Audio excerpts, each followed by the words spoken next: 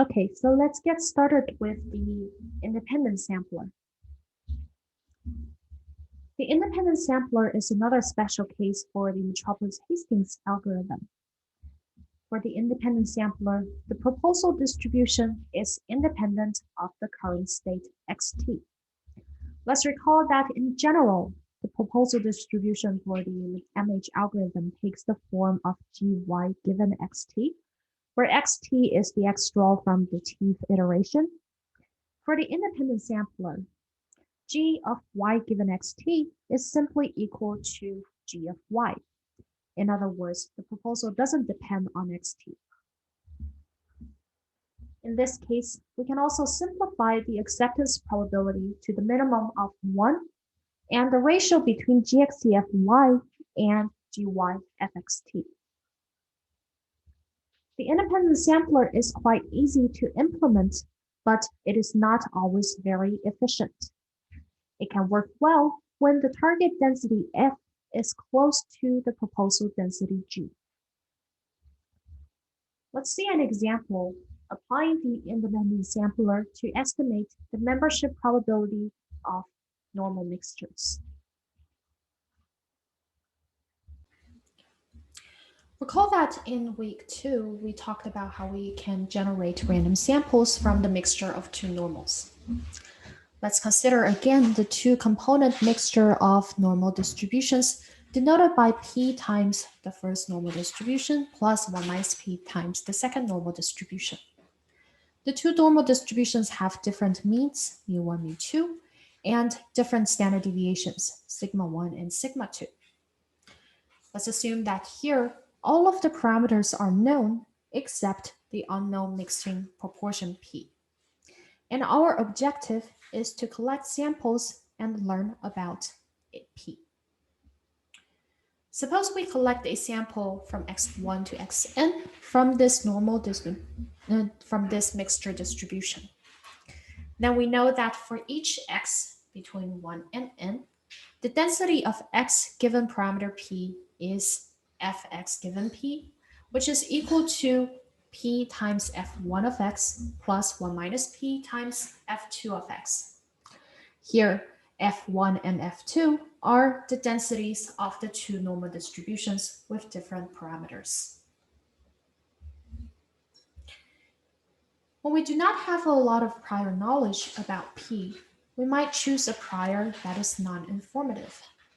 In this case, let's choose fp of p, which is the prior of p that is beta 1, 1. You should recall that beta 1, 1 is essentially the same as the standard uniform distribution between 0 and 1. In other words, the prior density of p is equal to 1 for any p between 0 and 1 and 0 otherwise.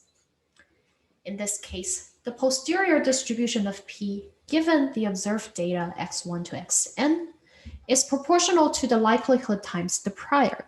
Since we know that the prior is equal to the constant 1, this is simply equal to the likelihood fx1 all the way up to xn given p.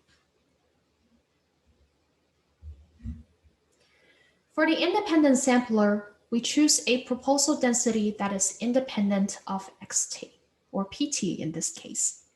Here, we will use gy, the proposal distribution, that is the beta AB density.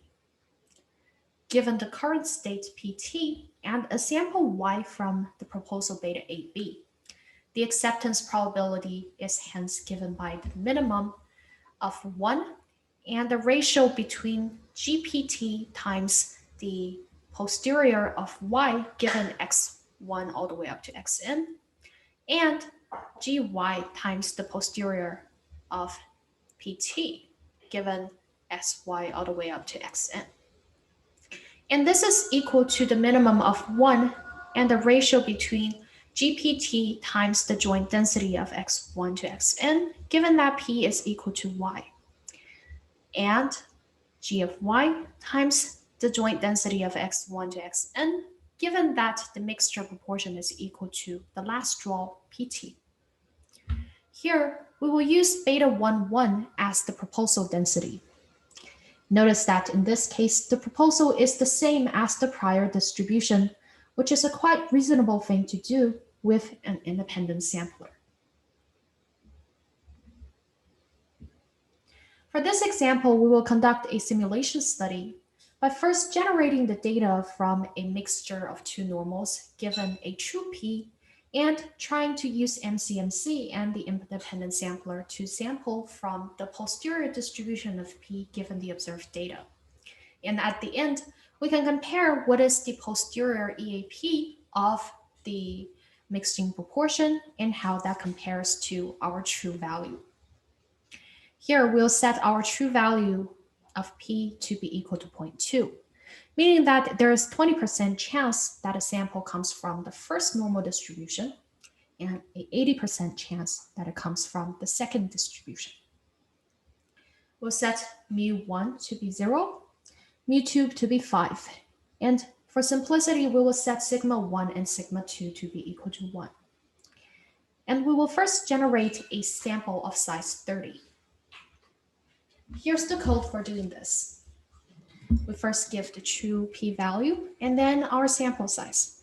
The rest should look quite familiar to you because this is how we generated samples from the mixture normal back in week 2. We first tell what are the means and standard deviations of the two normal distributions. And then we first generate the membership of each of the 30 samples, whether it comes from the first normal or the second normal. And this is with probability p and 1 minus p. And then given the person's membership, or given the sample's membership, we'll be able to generate the x from the corresponding normal distribution. At the end, we get an x, which is a length 30 vector containing samples from this mixture distribution.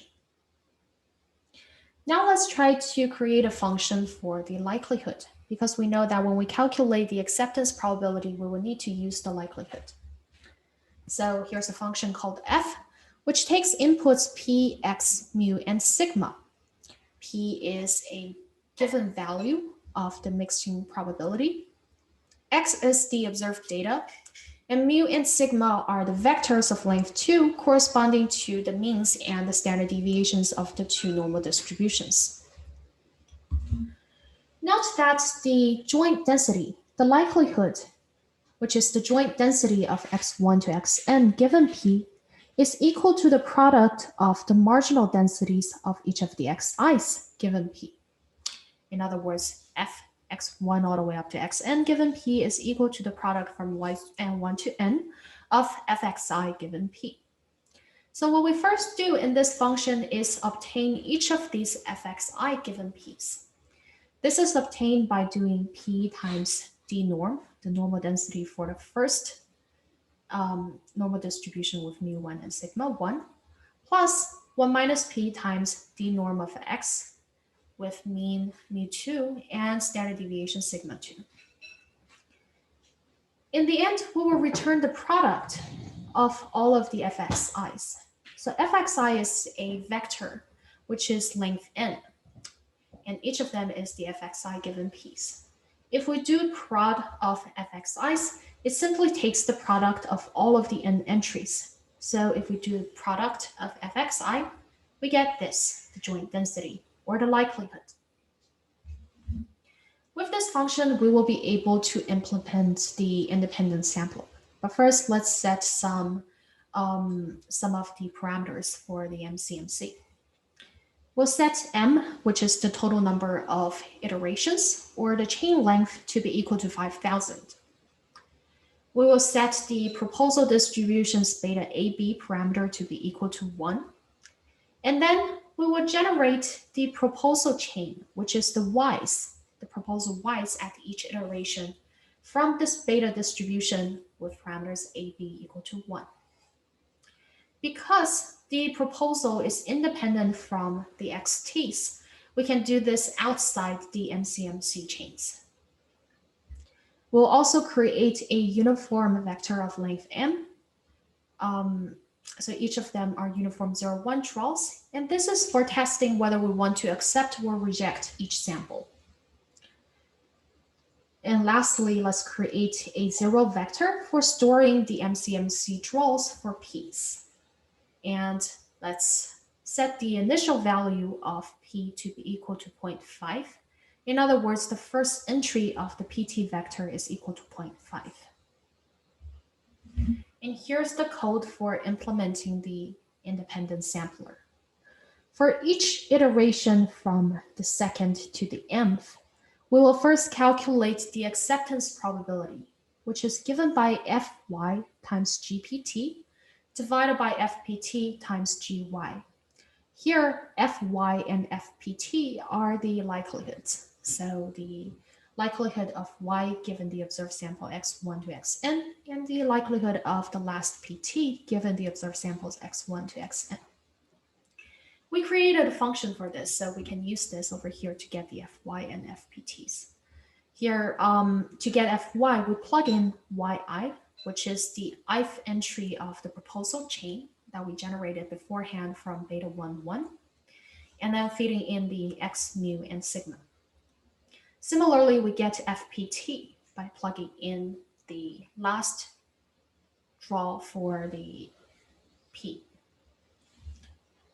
And then the acceptance probability is given by Fy times GPT, which is equal to d beta of pt I minus 1 AB, divided by Fpt times Gy. So d beta evaluated at the ith proposal draw given parameters a, b. And then we'll be able to see whether we want to accept or reject this particular sample. If the ith entry of u is less than or equal to the acceptance probability, we'll accept, and we set the next draw of p to be equal to yi, our proposal draw. Otherwise, we reject, and the next draw of p will be equal to the last one. Let's take a look at the results. Here's the result. Here's the plot of the chain using tossing away the first 1,000 iterations as the burn-in cycle. In other words, we only plot iterations 1,000 to 5,000. Actually, sorry about that. So over here, we're actually not tossing away anything. So let me cross out this. So here's the plot of the entire chain from the first iteration to the last one. You can see that the first one is super high, which is around 0.5. But at the end, this chain stabilizes around something close to 0.2.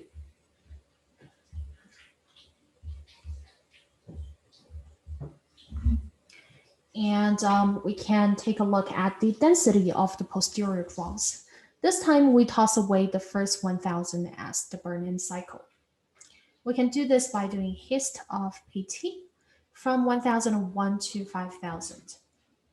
And then since we want the density, we will set prob equals true. You can also do frequency equals false, which are the same.